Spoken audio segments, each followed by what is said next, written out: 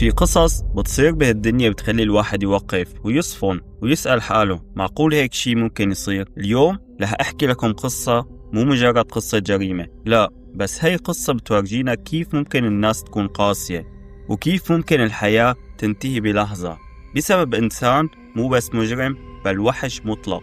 القصة صارت من كم يوم والناس لهلأ عم تحكي فيها ومذهولة. القصة عن بنت اسمها إيرينا وعن جريمة ما لها أي تفسير. جهزوا حالكم. قبل ما نبلش بالفيديو بتمنى الدعم للقناة وتدعموني على هذا الفيديو لأنه هذا الشيء عن جد بشجعني. معكم محمود ويلا نبلش. القصة عن بنت أوكرانية عمرها 23 سنة. مثل كتير من الأوكرانيين تركت بلدها بسبب الحرب وراحت على أمريكا لتحصل على الأمان. وصلت على أمريكا بسنة 2022 وبلشت حياة جديدة. لقت شغل بتحبه وكانت عايشة على أمل إنه الدنيا رح تكون أحسن. بيوم من الأيام خلصت من شغلها وبدها ترجع على البيت.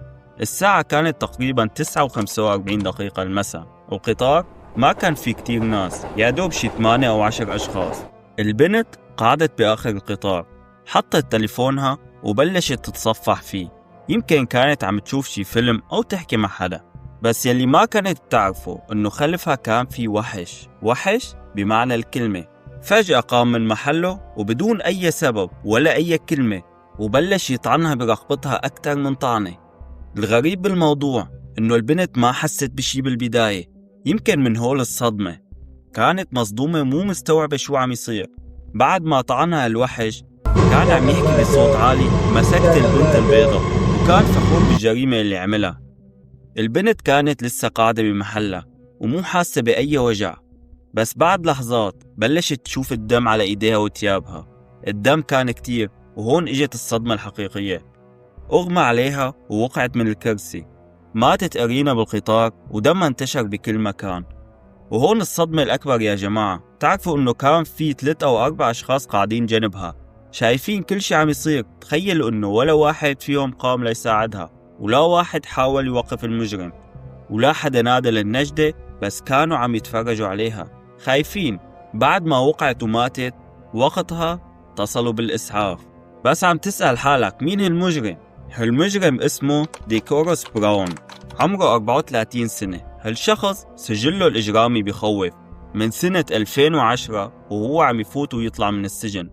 اطلاق نار، سرقة، مخدرات، عنف، يعني كل شيء سيء ممكن تتخيلوه. كان لازم يكون بالسجن وما يطلع منه أبدا. ويلي بيصدم أكتر إنه هذا الشاب تم تشخيصه بإنه مريض نفسي، وحتى أمه بلغت الشرطة عنه وقالت إنه عنيف.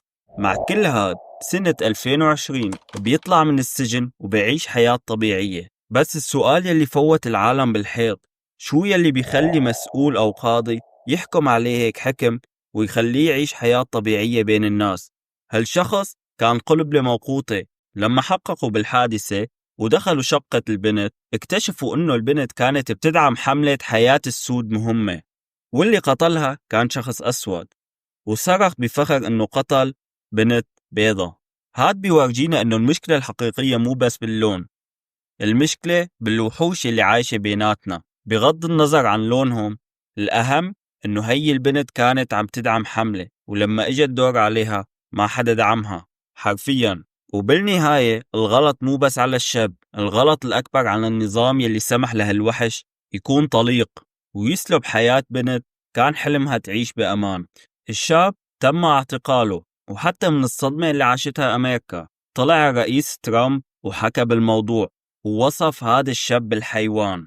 وإذا عجبكم وصدمكم الفيديو لا تنسوا اللايك والمتابعة، وتكتبوا لي بالتعليقات شو رأيكم بالقصة. كان معكم محمود وسلام.